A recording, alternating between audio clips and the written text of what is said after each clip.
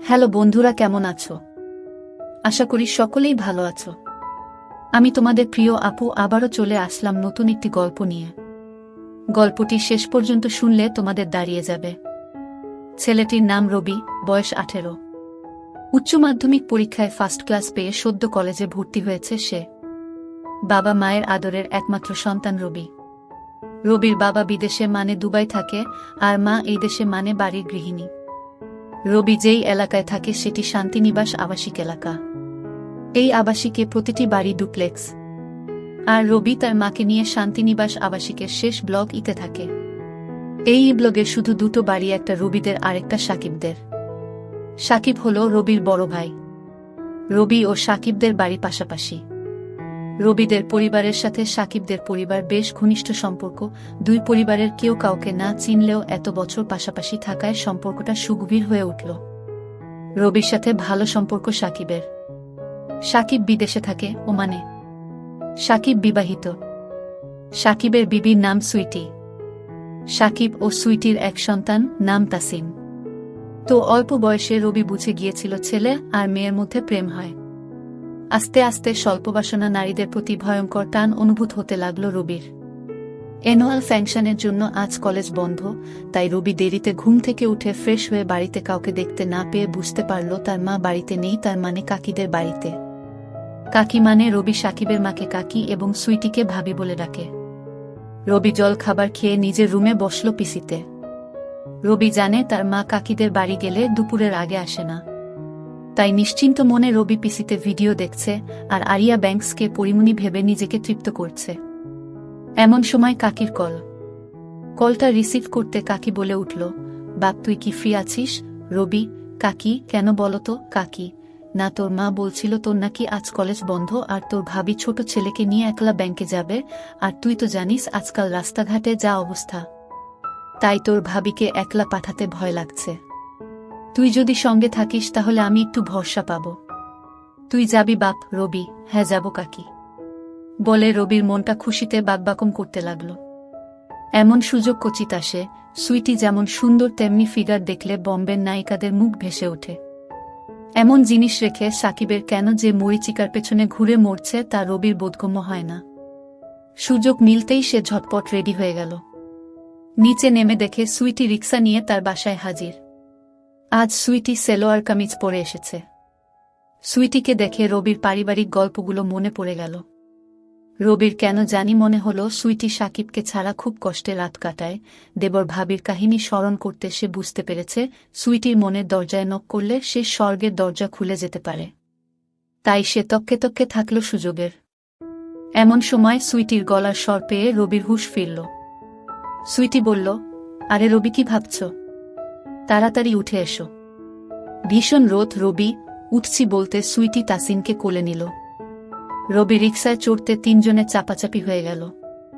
সুইটি বলল, যা রোদ পড়েছে, হুডটা তুলে দাও। রবি, রবি, ওকে ভাবি বলে রবি আরো খুশি হয়ে উঠে ঝটাপট হুডটা তুলে দিতেই সুইটির প্রায় লেপ্টে গেল। রবির ভেতর তোলপাড় শুরু হয়ে গেল। সুইটি তাসিনকে কোলে নিয়ে বসে আছে, আর রবি আর চোখে সুইটির ভেজা সেলোয়ার কামিজের সব দেখে নিল। এই সুযোগ। তাই রবি নানান ছুতোয় ঠাট্টা ইয়ার্কির ছলে খুব কায়দা করে বাম হাতটা নিয়ে গেল সুইটির বাম দিকে। রবি বাম হাতটা এমনভাবে রাখল যাতে রিক্সার ঝাঁকুনিতে আপনাতেই সুইটির সাথে বাড়ি খাই। রিক্সার ঝাঁকুনিতে রবি দু একবার হাতের নাগাল পেতে পেতে হাতছাড়া করে ফেলল। তাই মনটা খারাপ হয়ে রবি আরও সাহস বাড়িয়ে দিল যতটা পারা যায়। হঠাৎ ব্যাংকের সামনে এসে রিক্সাটা থেমে গেল বেরশিকের মতো। সুইটি তাসিনকে নিয়ে যেতে রবিও কিছুটা হতাশ হয়ে পিছু পিছু গেল। ব্যাংকের কাজ শেষ করে আবারও রিক্সাতে উঠেই রবি প্রিপারেশন নিল, এইবার যেভাবেই হোক ভালোভাবে হাতের সুখ করতে হবে। রিক্সা কিছুদূর যাবার পর রবি আবারও কায়দা করে বাম হাতটা এগিয়ে দিল। তখন সুইটি চোখ রাঙিয়ে তাকালো। রবি ভ্যাবাচ্চাকা খেয়ে গেছে। সুইটি বলল, জয়, তোমাকে আমি অনেক ভালো ছেলে মনে করতাম। হাত সরাও, তা না হলে চর খাবে।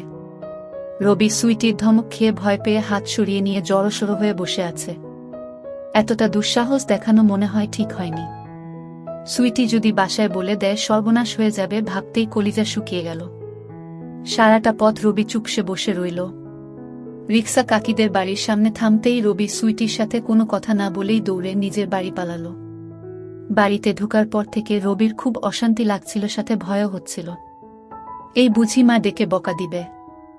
দিনটা কাটল টেনশনে। সন্ধ্যা পেরিয়ে রাত 12টা বেজে যেতেই রবির মা যখন রবিকে গুড বাই বলে ঘুমিয়ে পড়ল, তখন রবি বুঝে ফেলল কেল্লা ফতে ছক্কা লেগে গেছে। মনে হচ্ছে ভাবিকে পটানো যাবে। ভাবতেই রবির মনের ভিতর তিরিং তিরিং করে লাফাতে লাগল। রাত তখন 1টা। রবি অনেক ভেবে চিনতে সাহস করে ভাবির হোয়াটসঅ্যাপে মেসেজ পাঠালো আবহাওয়া বুঝার জন্য। একবার পালে হাওয়া লাগলে আর ঠেকায় কে। রবি লিখে পাঠালো সরি। কোনো রিপ্লাই না পেয়ে রবি আবার মেসেজ পাঠালো, আমি জানি তুমি আমার উপর রেগে আছো সুইটি, তাই রাগ ভাঙাতে এত রাতে মেসেজ দিচ্ছ। রবি, কি করব ভাবি? কিছুতেই ঘুম আসছে না, বারবার মনে হচ্ছে আমি তোমার মনে কষ্ট দিয়ে ফেলেছি। সুইটি, সেটা বুঝতে পারলে তো ঠিক আছে। রবি, ভাবি তুমি কি আমাকে ক্ষমা করেছ? সুইটি, ভেবে দেখি ক্ষমা করা যায় নাকি শাস্তি দিতে হবে। রবি, তুমি যে শাস্তি দেবে আমি মাথা পেতে নেব। সুইটি, কি শাস্তি দেয়া যায় সেটাই ভাবছি। তা লেখাপড়া ছেড়ে এইসব ভাবা হচ্ছে আজকাল। কালই তোমার কাকি আর আমার আন্টিকে বলতে হবে। রবি, প্লিজ ভাবি মাকে বলো না, তাহলে আমার আর আস্ত থাকবে না।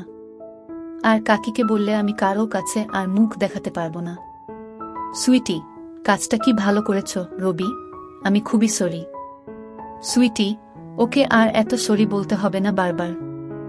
কলেজে একটা গার্লফ্রেন্ড জুটিয়ে নাও, দেখবে সব ঠিক হয়ে যাবে। নাকি এর মধ্যে জুটিয়ে নিয়েছ? রবি, কি যে বলো না ভাবি। সুইটি, কেন, খারাপ কি বললাম? কাউকে মনে ধরেননি রবি, যাকে মনে ধরেছে সে তো মনে ঠাঁই দেবে না, জানা হয়ে গেছে।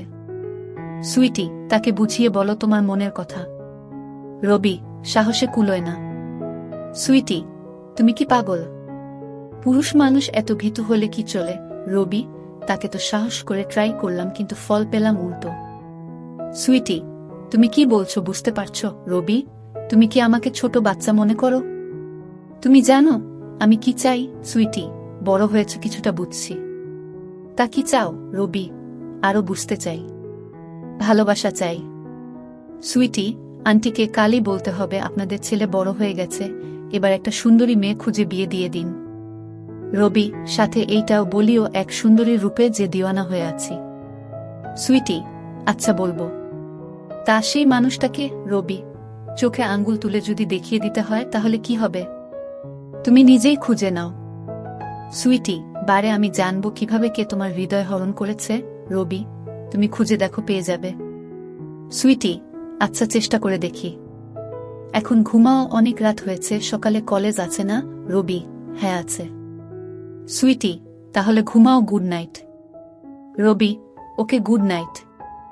এরপর থেকে দুজনের রুটিন হয়ে গেল প্রতি রাত্রিবেলা চ্যাট করা, আর সেই চ্যাট স্বভাবতই রূপ পাল্টে প্রেমিক প্রেমিকার চিরায়ত সম্পর্কের খুঁটিনাটি বিশ্লেষণ উদ্ধারে দ্রুত মোড় নিল। রবি সদ্য যুবক, তার অপার আগ্রহ নিয়ে সুইটির রূপ লাবণ্যের সাগরে ডুব দেবার অদম্য কৌতূহল, আর সুইটি মরছে স্বামী সঙ্গহীনা। তার জীবনে ধূমকেতুর মতো রবি এসে ভুলিয়ে দিতে চাইছে শূন্যতা। একঘেয়েমিজনিত জীবনে এক অবারিত সুবাতাসের নাম রবি। এমনিতেই দেবর ভাবির ক্লাইম্যাক্স জমে ভালো, সেটা আরও পোক্ত হল সুইটির আশকারা পেয়ে। বয়সটা বাধা হয়ে দাঁড়াল না রবি ও সুইটির মাঝে। দিনের বেলা রবি কলেজে ব্যস্ত থাকে বিধায় সুইটিকে সকালবেলা রবি টাইম দিতে পারে না। তবে প্রতি বিকেলে রবি নিজের বাড়ির ছাদে ওয়েট করে কখন সুইটি ছাদে উঠবে। সুইটি নির্দিষ্ট সময়ে ছাদে উঠে বলে রবিও সেই সময় ছাদে উঠে, দুজনের মাঝে চোখাচোখি হয়, কথা হয় ইশারাতে। রাতে বিছানায় যাবার পর সুইটি অধীর অপেক্ষায় থাকে কখন রবি মেসেজ দেবে।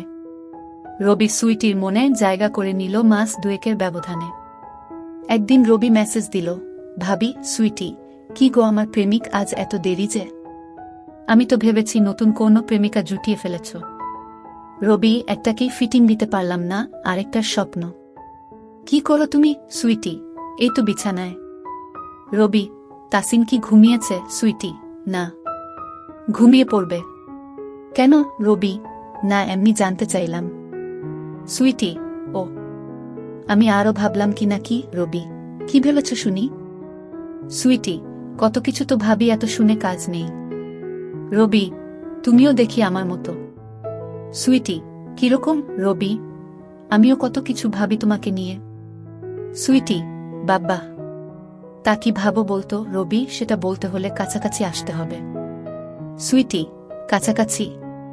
কতটা কাছাকাছি? রবি, এই ধরো তোমার বিছানায়। সুইটি, ইসরে, বিছানায় পাবার এত শখ? কোমরের জোর আছে তো?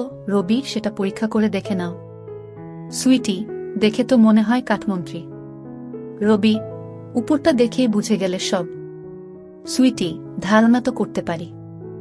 রবি, চাইলে দেখিয়ে দেব, তোমার পছন্দ হবে।